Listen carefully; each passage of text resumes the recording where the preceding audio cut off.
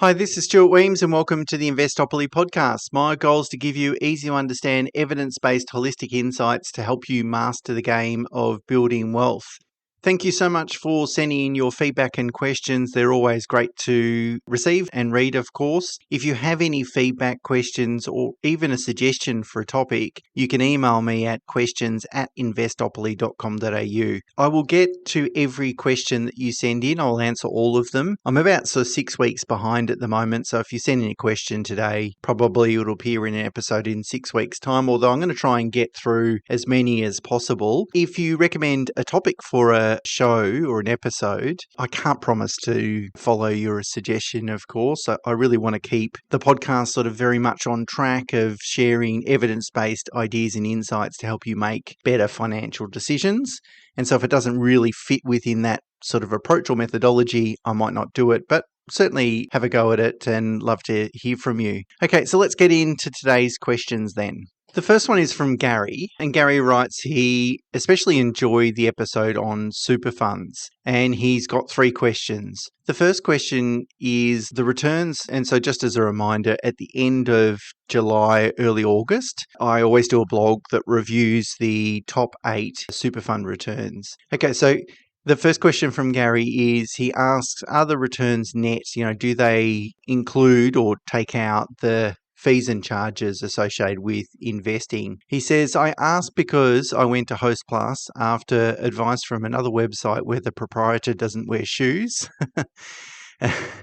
as they are very low fees in their index balance fund. So I guess it's probably okay that we talk about the Barefoot Investor here on this podcast. I think he's done some tremendous work in terms of educating Australia regarding money management and particularly around cash flow management and getting on top of debts. I sort of started to think about a little bit of an analogy for Investopoly, that it was the Barefoot Investor, but for people with funds to invest. I feel like Barefoot Investor certainly aims at, certainly the average Australian, I guess, in terms of getting on top of debts and personal loans and sorting out super and those sorts of things. So anyway, I didn't use that analogy, but that's kind of the way that I would think about the Barefoot Investor and myself, Investopoly. I'd also say that, there's a big, and I did write this at the beginning of Investopoly, the book. There's a big difference between a practitioner and a journalist, right? Barefoot Investor is a journalist. Okay, he's licensed and so forth, but he's had limited exposure to,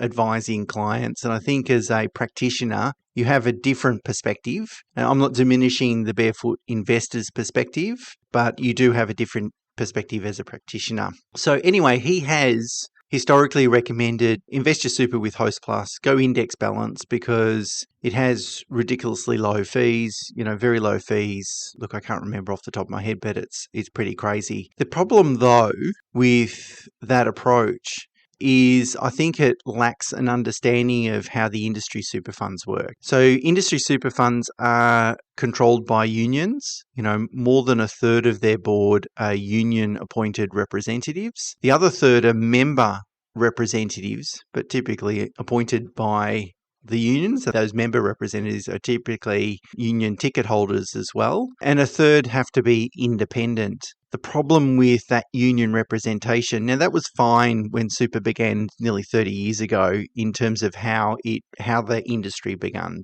But it's not fine today, I don't think. And the problem is that those representatives appointed by the members or the unions don't necessarily, in fact often don't, have any experience in financial services, investing, superannuation, those sorts of things. They're just, if you like, your average worker from whatever union there is. Anyway, the unions obviously have a strong mandate to employ more people, to increase employment. So if an index fund or an index style investment worked, if 90% of members wanted to go indexing, the fund wouldn't need nearly as many people in terms of employees, particularly in their investment area. So I don't think that there's a strong motive for Hostplus to push their index balance fund, nor is there a strong motive to make sure that it performs as strongly as it possibly can. And if you have a look at last 10 years, it's returned about 7.8%. When you compare that to, say, Uni Super Growth,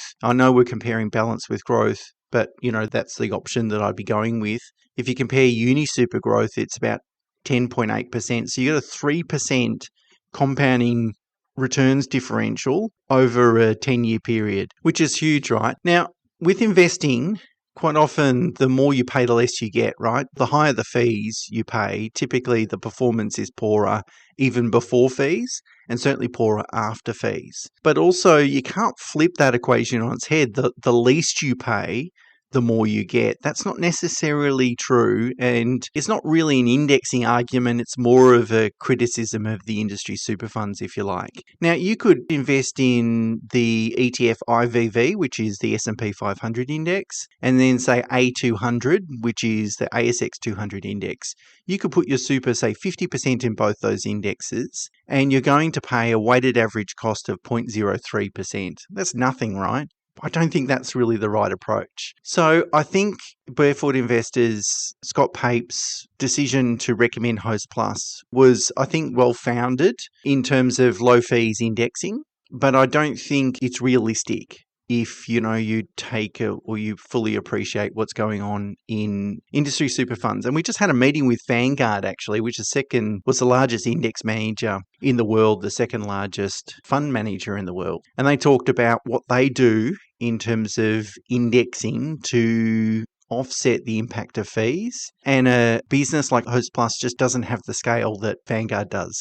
Vanguard has trading desks all around the world, and they do stock lending and these sorts of things that are going to improve returns. So I just don't think Host Plus can compete in that space. But anyway, Gary, yes, the returns that are published in that blog are sort of net of fees. So net of investment fees, of course, not administration fees necessarily. Okay, Gary's second question is, I think most people are familiar with paying into super as we do it for a long time. But could you please explain what happens when you take money out of super when you're retired? I'm 58 and I'm getting close, but still don't have any idea of the process and options. Yeah, it's a good question, Gary, and yeah, you're right. Probably people aren't that familiar with it. When you retire, so if you're permanently retired from the workforce and older than 60, or if you're older than 65, even if you're working, you've met what's called a condition of release. You can access your super. That means that you can turn around and take a lump sum payment, which means you just withdraw the full balance out.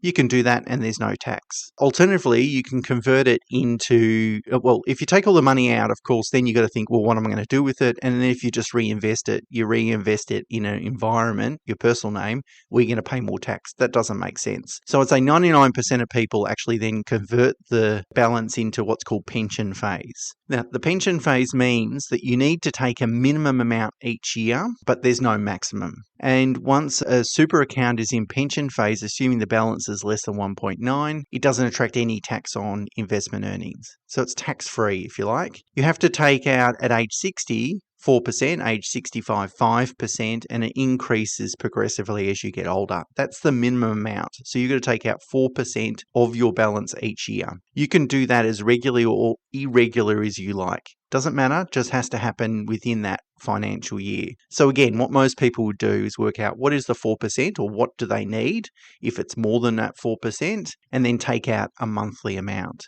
If you're an industry super fund, it's really easy. They're going to obviously manage the investment process around that, making sure it's got enough cash. And you can decide to say, okay, I'll take out 4%. You can increase it at any particular time, or you can take another lump sum. Doesn't matter what you take out. It's not taxable. And as I said, the earnings on the investments inside super don't attract tax either. So really flexible and very simple to do. Okay, and Gary's final question, more of a statement than a question, I don't know. He writes, I know you try and stay out of politics, but I could not resist asking why Australia doesn't have a sovereign wealth fund like Norway. The government could invest the proceeds of mining into the fund and it manages to pay for super and the growing population. So what Gary is suggesting there is we should have a sovereign wealth fund that is our superannuation fund, if you like. Get rid of the industry funds, get rid of self-managed super, get rid of retail funds, or at least you could have, the government fund as well as the other funds. I mean, the government's got a good track record here. We've got the future future fund, the last 10 years, it's delivered 8.3%, which is a pretty good return. You would say it's a relatively balanced asset allocation. So compared to Host Plus Index, which I just quoted, that was 7.8. So it's delivered 8.3. It's pretty good. And you would get a lot of scale if you had millions of members, Australians, in a sovereign wealth fund. But there are some complications with it as well. When a fund has almost too much money to invest, it can be challenging. And then we know, the government isn't particularly efficient at running these sorts of institutions as well. I think the best solution is just to ensure that the superannuation market is, one, independent of any influences, both political, unions, whatever it might be, any influences, and then make sure that the industry has plenty of healthy competition levels. I think if we do that, we'll greatly improve superannuation offerings in Australia. And what we really need to do, and I talk about this tomorrow, what we really need to do is get much, much greater competition and reduce fees inside super. Now, I think we're starting to see some green shoots of that. Vanguard launched a super product in late 22. It's starting to bring a lot of competition to industry super funds. It's hard to, come into an established market, but those sorts of things, Beta Shares, I know, wants to get into super as well and bought a super business about 12, 18 months ago, so they're going to jump into it as well. I think that's okay, and some of the platforms are starting to release products that are trying to compete with industry super funds as well in terms of offering lower costs for smaller balances, super balances. So it's starting to happen, I think, and the banning of commissions within financial services was the impetus for that. So yeah, a sovereign wealth fund could be a good solution, but I think a free market will be able to sort it out. So as long as you've got that market with good competition, that should be enough. But thanks so much, Gary, for your questions. I hope I answered it well enough for you. Okay, next question is from Rob. Another interesting question. I'm going to keep saying this, and I'm sorry for repeating myself, but all these questions are really thought-provoking and fantastic. So thank you so much for that. And also, I'm getting feedback from other listeners to say they're enjoying the Q&A podcasts as well. So I'm glad everyone's getting some value from it. And I'm glad that they tend to be quite wide questions in terms of, we've all got kind of something to learn from it. Okay, Rob writes, I believe you may have spoken about this before, but I can't find the blog about gauging investment property performance. I have annual reviews with my property strategist, but would like to understand the pertinent questions to ask rather than just hearing their assessment without being able to check their assessment with external data, especially for properties that are difficult to compare online, such as ones with a DA, a development approval. Question is really good, Rob, in terms of reviewing performance of property. It's a lot easier, I can say, as a financial advisor, it is a lot easier to review performance, say, of an equities portfolio, because you can benchmark the returns and you can find those benchmarks in many different places. And so that's easier. With property, because the distribution of returns, because we're investing in property predominantly for capital growth, and that capital growth is lumpy, it's not going to happen on a straight line basis, it can be difficult to do that every single year. In fact, I don't really think it's worthwhile reviewing capital growth every single year necessarily. Anyway, here's how I approach it. There's two main matters to focus on: the property's income and the property's capital growth. So with the property's income, you want to ask questions, or at least I would be asking questions. Is the managing agent doing a good job? Are they keeping on top of maintenance issues?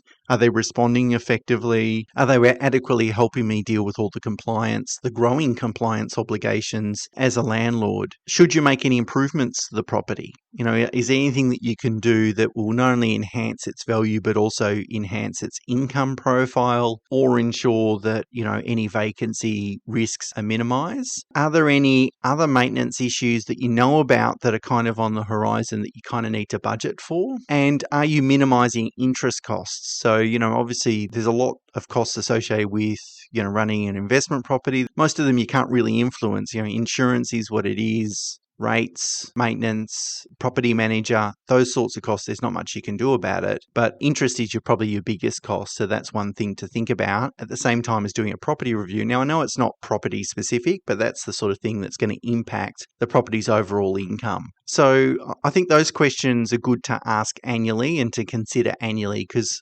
ultimately you want to buy the right asset that's going to have this really strong compounding capital growth over a long period of time, but you want to try and minimize the holding costs as much as possible. And that really, once you've purchased that property, that should be your key focus. Okay, so the second thing then is I said capital growth. And as I said, it's really challenging because markets kind of move in cycles. What I would want to do is just benchmark my performance to the overall market in which that property resides in. So for example, we know in Brisbane, the median house price has increased by about 60% since 2018. So the last sort of 6 years. So what I would be doing is having a look, not necessarily reviewing performance over the last 12 months, but every 12 months, review the performance over the last 5 and 10 years, because you're going to then include an additional year of growth if you do that every single year. And then it allows you to kind of smooth that performance over a longer period of time. Whereas if I try and calculate, what do I think the asset was worth 12 months ago and what do I think it's worth today, the answer that you get is going to depend on how accurate you are at ascertaining its value and its value change over that 12-month period. Too difficult, too subjective, too great a chance you're going to make a mistake. Whereas if you look back and say, well, what do I think if I had this asset, say I own a property in Queensland, I would think about what do I think it was worth at the end of 2018? What do I think it's worth today? And I'd want to see that it's grown substantially by 60% or more, because that'll give me a sense of, is it growing at least in line with the market? And if it's growing more than that, then at least you know you're outperforming the market. And that's a good sign that you're in the right place. If you had that property in Melbourne, for instance, and you looked over the same time period, I don't have the data in front of me, but I imagine the growth rate's going to be substantially lower. Maybe it's only sort of 10 or 20% or something over that time period. Well, again, if yours has done 20% or 25%, then at least it gives you comfort that you don't have a data asset, that you don't have an asset that's got some sort of impairment that's going to impair its growth rate in the future as well. And it's not very helpful, but the reality is that the asset that you own is either a great asset or it's not a great asset. And, if it's a great asset, like if you're confident around the asset, then you just kind of need to let go of the actual performance and just have faith knowing that all properties need is just time. And in a couple of decades, that asset's going to be worth a hell of a lot more than what it is today. There's nothing you can really do about that to influence the capital growth rate necessarily, which is why, as I say, most of the energy should be on the property's income profile. But great question, Rob. Maybe I can do a deeper episode on it in terms of reviewing property performance, but that's at least how we approach it in our business and how I've approached my own sort of property investments as well. Okay, next question is from Dan. Dan asks, how much, if at all, do you weigh up ethics when considering investments? As an example might be investing in a tobacco company. Appreciate you don't advocate for individual stock selection, but you get the idea. Ethical super funds, such as Australian Ethical, is a practical example. Obviously, everyone can make their own decisions, but are you taking a haircut on returns if you go down this path? And if so, should you? Okay, it's an awesome question, Dan, and something to really think about. Now, of course, there's two elements here. There's a financial planning element, and then there's a personal preference element. I obviously can't talk to personal preferences, but I understand the question is, if I want to invest in an ethical way, is that really going to cost me in the long run? And that's kind of the financial planning element, of course. So the first thing to start with is, if we compare two different portfolios, one that has an ESG filter, so ESG stands for environmental, social, and governance. And really you can call that ethical investing, sustainable investing, whatever you might want to call it. In terms of how you apply those filters and those sorts of things, it's different for every different fund manager.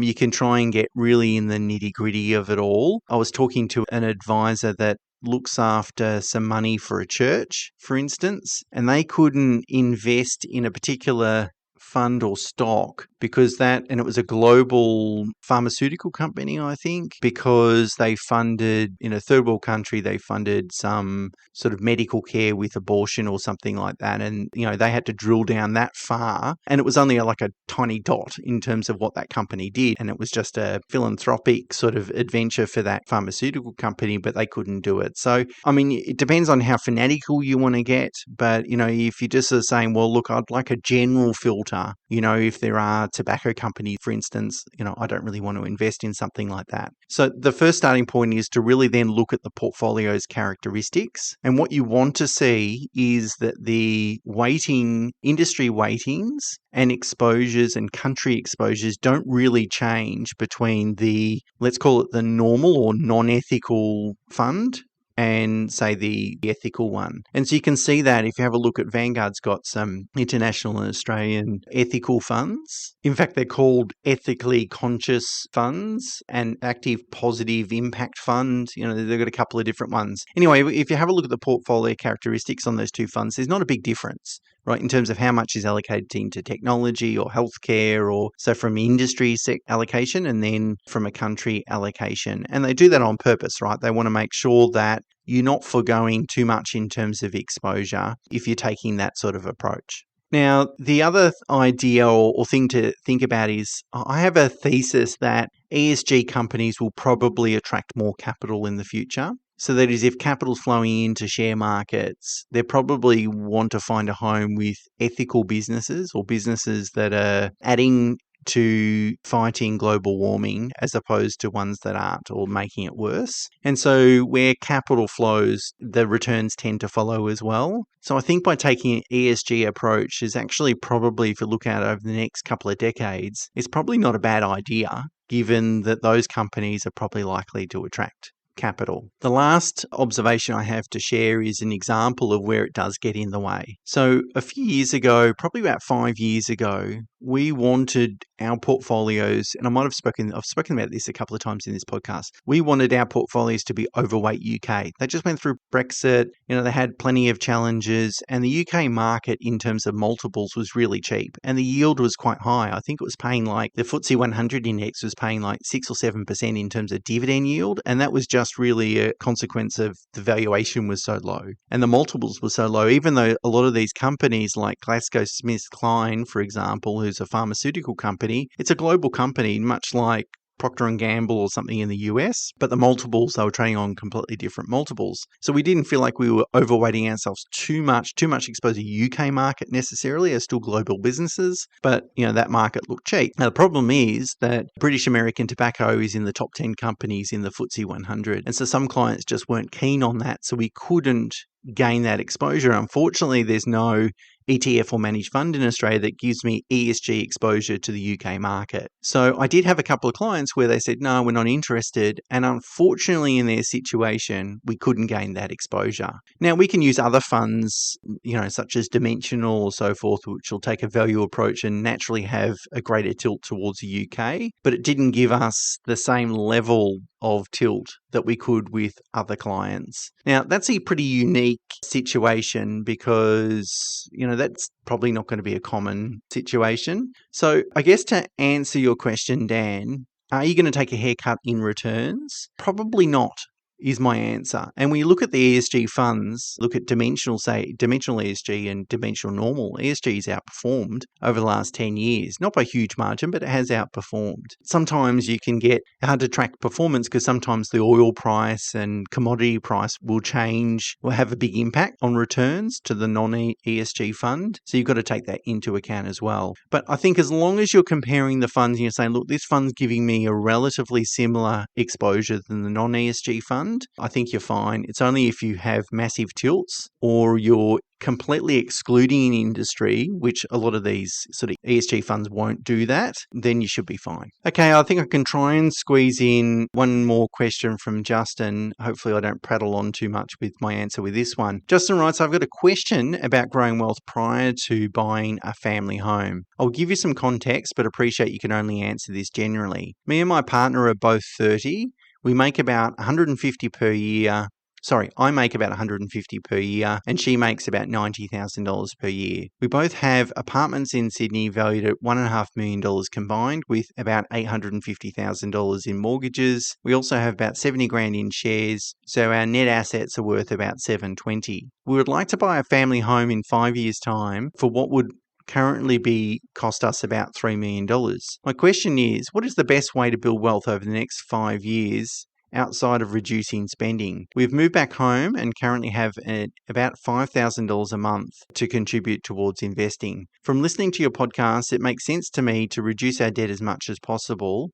I've also thought about instead investing in geared ETFs, although I'm conscious that if I need to sell in 5 years' time, I would incur capital gains tax and it's a relatively short time horizon. Okay, Justin, so the way I would approach this conversation is to say, well, where's the affordability gap? You've got $720,000 of assets. You want to buy for $3 million. So you need another $2.3 million. You can borrow, say, 5 times your income. So if your income doesn't change, maybe you can borrow, say, 1.2. So instead, you don't need 2.3 because you can borrow 1.2. So really what you need is another $1.1 million of equity or contribution or borrowing capacity to be able to buy for $3 million. Now, that's $3 million today. It's not $3 million in 5 years' time. Obviously, that property is going to cost you more, probably cost you more in 5 years' time. So how can you close that $1.1 million gap, 1.1 million plus gap, if you like? Well, paying down debt isn't going to get you there, and investing in a geared ETF also isn't going to get you there, even if the performance is extraordinary. The only way you're going to get there is, to my mind, through doing two things: high level of gearing, and then manufacture some equity or growth. So at the moment, your loan to value ratio is about 56%. It's too conservative. I mean, if this is your goal and you want to achieve that goal, that gearing rate is just too conservative. So even if those properties, those 2 apartments, do really well, because you're only geared at 56%, you're not going to magnify those returns enough. You really need to gear at 80% or even potentially higher. And so what you might want to look at doing is, say, selling your apartments and go buy a property, whether it's an apartment or a house, but go buy a property where you can spend, most of the money on land value. So you're going to get that higher growth. It's going to be lower yield, of course, but it's okay to forego yield if you're compensated with a higher capital growth rate. And together then with the higher gearing ratio, you magnify those returns. And then I would buy a property that has some sort of tilt that allows you to manufacture some equity. So that might mean, renovating, doing cosmetic renovations in the property to really enhance its value. Something you got to think sort of a little bit outside the square here, I guess, if you want to achieve your goal. Now, of course, this is not my standard approach, because my standard approach is trying to minimize risk as much as possible. But you've set yourself a goal that's pretty ambitious. So you can't, if you try and minimize risk, you're not going to achieve your goal. And so then you've got to think about these sort of logically and say, well,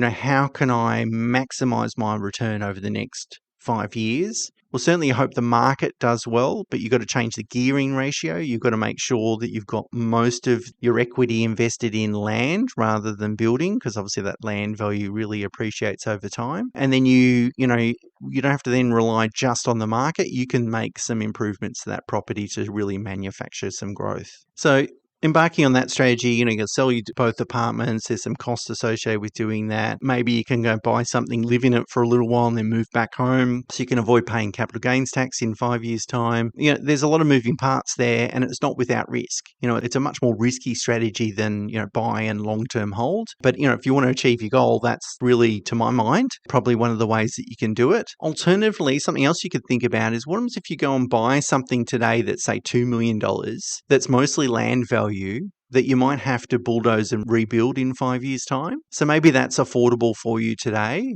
So I'm just assuming the $3 million property is livable today. It's the sort of standard of accommodation that you're looking for. Well, maybe you can spend 2 or 2.2 or something like that, whatever's affordable to you today, and buy an asset like that and then think, well, in 5 years' time, I'll spend some money on the improvements, because your risk is that the land value changes a lot over the next 5 years. Construction costs probably won't change that much. I mean, we've seen a surge in construction costs already, but they're probably going to level out and normalize in terms of their growth. So that's something else that you can think about. But in that situation, you really got to try and think outside the square. The standard approach isn't necessarily going to change. And I should point out and acknowledge that that's going to come with higher risk. Just finally, Justin asks one additional question. He writes, also, a second question is long-term average return of the index in a geared ETF, say GGUS, which is a geared S&P 500 index. If the long-term return is 10% and there's a gearing ratio of, say, 30 to 40%, what can I expect the long-term return from that product to be? And essentially, so what Justin's saying there is if I invest in an ungeared way and the S&P 500 has returned 10%, which it broadly has over the last, say, 3 or 4 decades, in terms of average return, well, if I've got 30 or 40% gearing, I should be able to achieve a return better than that. So the way I think about it is, firstly, I wouldn't plan on receiving 10% as a return. I mean, 10%, you'll probably get it over 4 decades, but your problem is how will that return be distributed? Is it earlier on in your investment period, or is it later on in the investment period? Because it has obviously a big compounding impact. Less so the longer you hold the investment, but certainly in the shorter period of time. And because share markets have higher volatility, the best way to accommodate that in terms of planning is to make more conservative return assumptions. So typically what I do is I just assume 7%. If I'm investing ungeared, 7% is the return I'm going to assume I'm going to achieve over, say, a 10-year period. Because the answer could be there might be no return, or maybe a negative return in the first, say, 2 years, and then eventually it starts to recover. In that case, then, it's going to be difficult to achieve a 10% compounding return. So if I can get 7% in an ungeared environment, then maybe I'm going to get 8 to 9% in a geared environment, say like with GGUS, for example. And that's because, I get a magnification of the returns, but also there's some interest costs associated with the gearing that's going to be a drag on the overall returns. So I would be thinking somewhere between, somewhere around 2%, maybe more, depending on the gearing ratio. It's a bit conservative. I guess you could argue my numbers are a little bit conservative, but look, I'd rather be conservative with plans than be too ambitious. Okay, I prattled on for too long and not answered enough questions, so apologies for that. But until tomorrow, bye for now.